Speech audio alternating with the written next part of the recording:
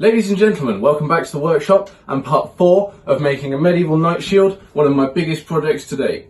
In the last episode we added this steel rim, and today we're going to hopefully finish off by putting leather straps on so that I can hold it securely and finish this great project off. Before we jump in, I'll invite you to subscribe if you're new, hit the like button if you enjoy. Let's get on and do this. Now, I went for a bit of a scavenge before filming this in my drawers at home, and I've got 3 old belts of mine that I think will be good for making the straps on this. They do have positives and negatives, which I'll show you now. And there's one thing about the design of the shield that I think in future I will bear in mind to change if I were to ever make another one. It's not going to be a massive problem, but it is something to note. Although, of course, this is the first time I've done this. I knew it was going to stretch my capabilities. It really doesn't surprise me that there's something that I'm not quite 100% happy with, as is the case with most things, so that's just life, isn't it? Ideally, I'll use the belt of these that has the nicest, most natural leather, because that'll be the most authentic. This is a sort of synthetic one, but it's the most oldest and tattiest. As you can see, I've completely worn through that. That's broken. So this is the belt I'm most happy to use and start cutting about, but it's obviously synthetic leather. I don't know if it's going to fray, and it's not going to be the nicest of stuff to use. This one here is a slightly nicer stuff, although it's perfectly fine belt. It doesn't fit me anymore, but you know, it's still usable for somebody. I could have always sold it or something, I don't know. It's still a contender, of course, but again, it might fray, although it is a slightly nicer leather. You might be able to see there, it's got a sort of plasticky coating on top, but the stuff underneath is quite nice. This one has the nicest leather, but again, it's a perfectly good belt for somebody, although it's a bit old and worn. I might use them, I don't know. I think we'll try cutting this one first and see if it goes all frayy and horrible, and then we can always use one of the other two. But the other thing we've got to consider, of course, is that I need to have straps in 2 places. I'm going to have one going across my forearm hinge by my elbow, and then I think a cross of 2 shorter pieces to go in my hand, and then when I grip and pull those tight, that will keep the shield close to my arm and stop it weaving about and bashing me. This brings me on to the slight thing that I'm not 100% happy with in the shield. The batten here is exactly where I think my hand is going to need to rest. Now, I did consider making a cutout for my hand, but of course I've got screws and nails going into this, so I'll immediately run into those. So I'm not going to be able to move this. In future, I suppose I could have put a curve on this side of the batten as well, a sort of concave like that. Then I wouldn't have been able to use as longer fasteners, but it would have reduced this problem. I suppose I could have also put it further up, but then you could argue that if I have the batten all the way up here, the middle of the shield is then less supported. So it's an interesting problem, something I didn't consider when starting, and something to learn for future reference. But like I say, I think we'll be just fine. My hand can sit on here. It doesn't feel that uncomfortable now. I think once I've got the straps on there, it will be just fine. One other thing to point out as well is I'm going to have to probably play around with this quite a lot and see how high or low my arm sits on the shield, because I don't want it to feel like it's swinging like this from my arm, and I also don't want to feel like it's top heavy on my arm. My arm needs to be perfectly positioned so that the weight of the shield, and it's awkward to show you without any straps on it, but the weight of the shield needs to be just right so that my head sits nicely in the curves there, so I can look over and shout at my enemies and see, of course, in combat. I don't want it, blocking my view, and I don't want it all the way down here like the last shield was. Move the camera slightly. I don't want it to be blocking my view, but I don't want it to be too low either. And it also, of course, needs to be comfortable and easily maneuverable so that I can swing it about when I'm wielding my weapons. So, I'll stick this over here for a second. Grab some scissors. And I could use this old bit that's just broken off.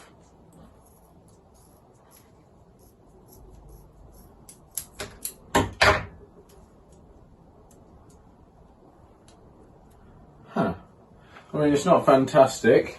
Just check you can see. That top layer might peel off, but the rest of it doesn't look too bad.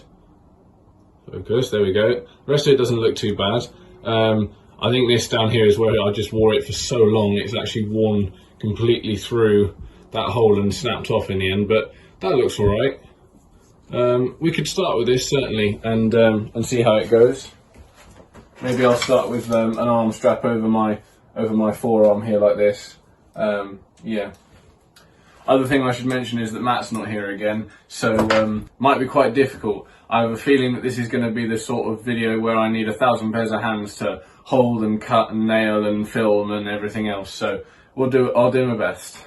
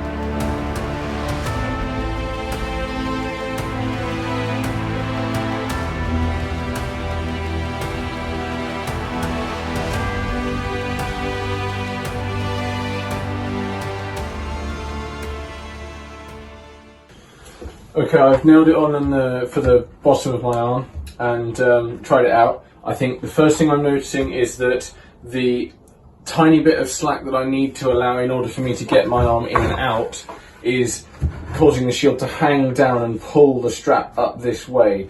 So it's immediately sitting slightly lower, so I already feel like I want to lower this down a little bit. And the other thing is that needing to constantly readjust this, I'm not sure as I want to commit to nails first time round. I might try and pry these out and go with screws while I'm faffing about, and then I can always take them out and replace them with nails. Yeah, it's going to be a sort of touch and feel as we go, feel our way through the dark, as it were, on this video, I think. Such is the nature of doing anything for the first time.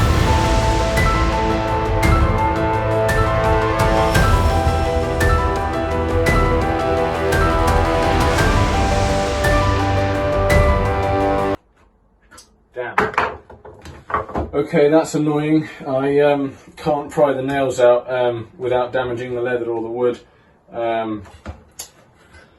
Right, screw it. Starting again.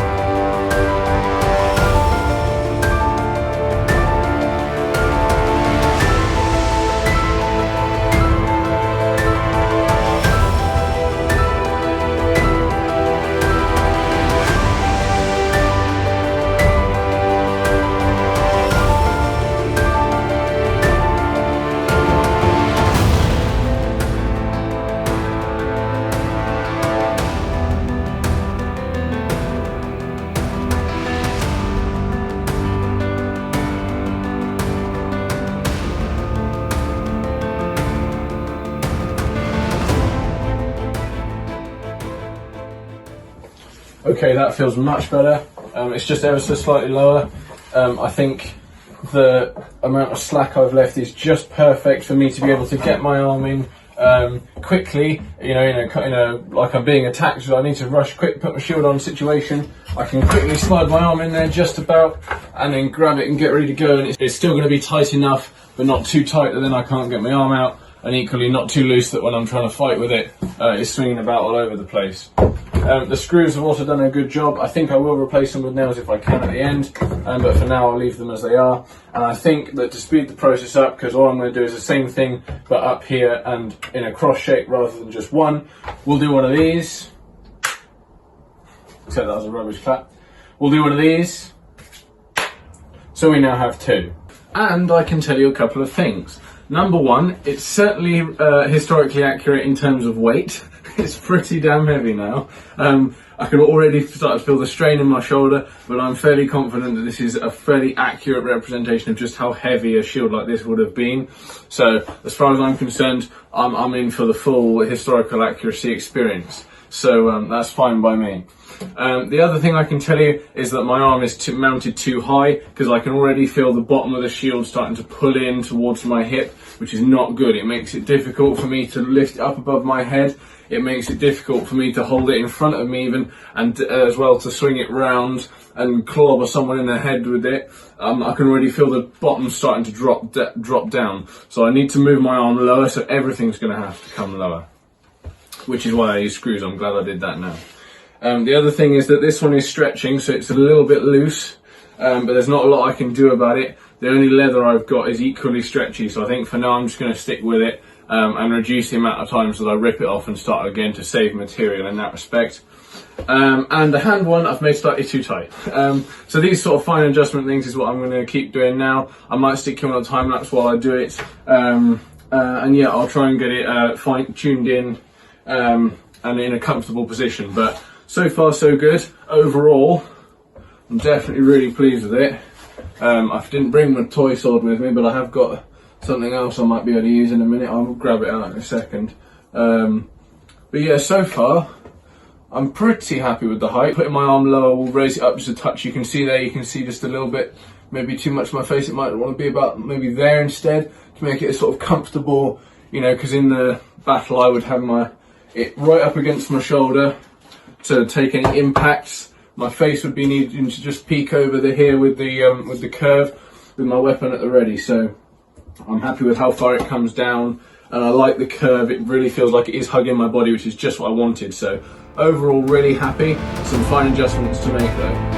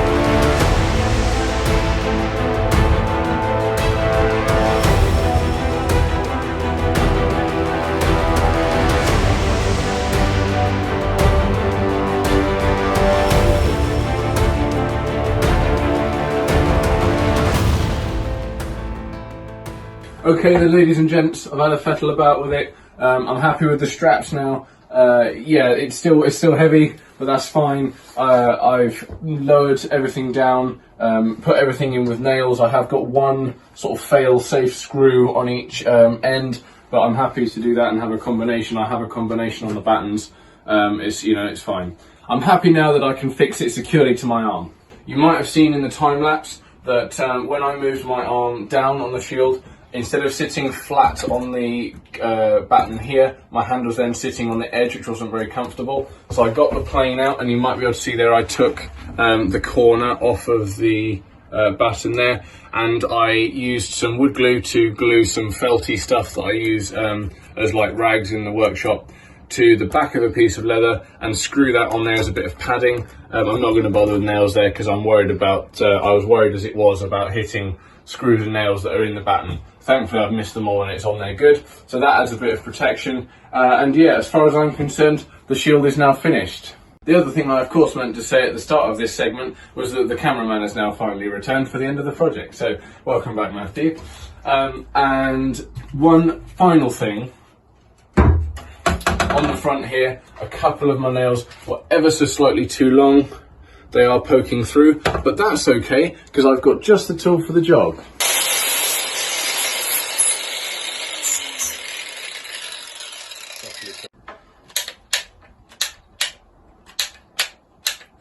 Stop working.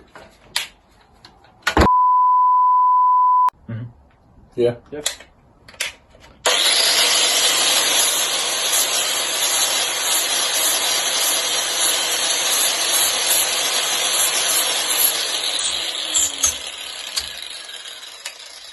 I haven't tripped the power. I mean, the phone's currently on charge, and it just...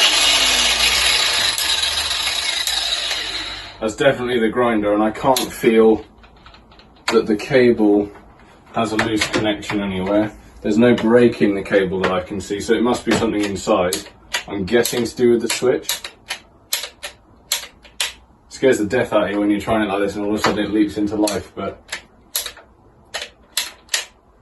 there's something wrong with that, which is annoying, but hey, what are you gonna do? The chop saw's got a similar thing at the moment. That's out of action because something's up with that switch on that. Electricity, man, I can't be doing with it. Never have understood it. At least it did last long enough to do those 3 nails though. So that's the shield finished. All that's left to do now is go and test it. Right. Choice of weapons, I don't really care. Don't kill me.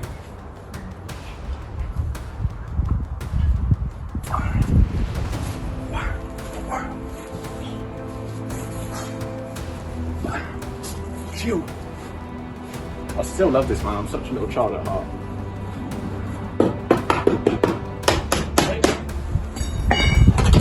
Okay, first up, I'm like on a riot or something. I've got some youths out here throwing shit at me. Oh, hang on, I can't say that. Throwing projectiles at me. Jeez. Okay.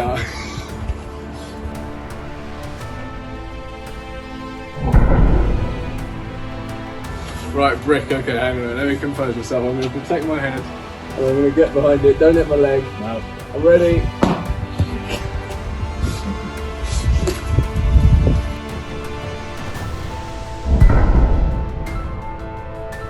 How's it taking it? Pretty well, only a small dent. Where's it hit? Here? Or here? Yeah. No, that's where the... It's impossible to see. It's so well built. Let's go. Keep going. What's next? You throwing that? Well, look at just clobbering. Yeah. Alright. Okay. Oh, that works, yeah.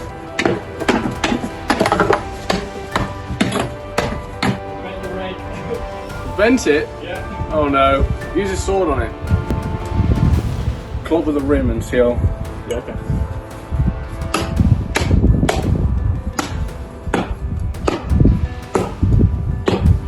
That's impressive in the rim. That's really impressive. Dents in the wood. Yeah, but I mean, like... yes. Right, what else? Axe.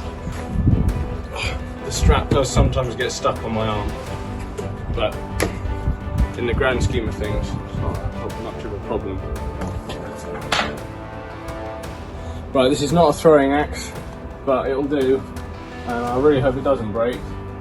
Right, everybody ready? I'll move the dog. Yes? Yeah.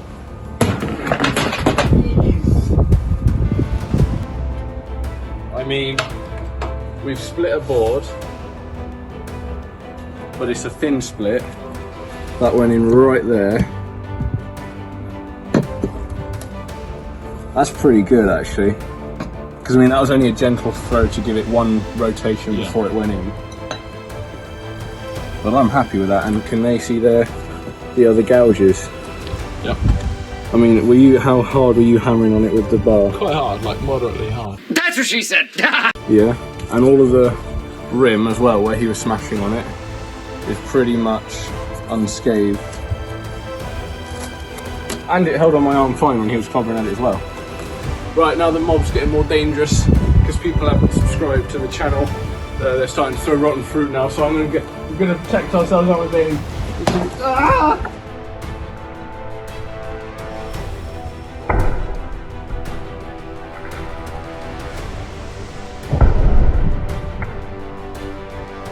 Right then, now that this is nice and appley and we'll have an army of ants in here, I think that's thoroughly tested the shield.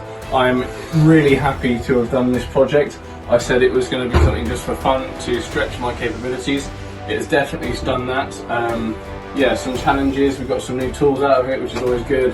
Had a great time, and it's gone really well too. So I think all that's left for me to say is, number one, leave me down in the comments again your opinion. Should I give this away? Because like the Hazel chair in the last episode, I don't have anywhere to keep this. The shed is overflowing and I haven't got anywhere at home really. So I'm can definitely be willing to consider giving it away to one of you guys if you wanted it. Don't know how we decide, but that can be something that we do at a later date. And the last thing is for me to just say thank you very much for watching. Like and subscribe if you enjoyed. I'll see you next time. Goodbye.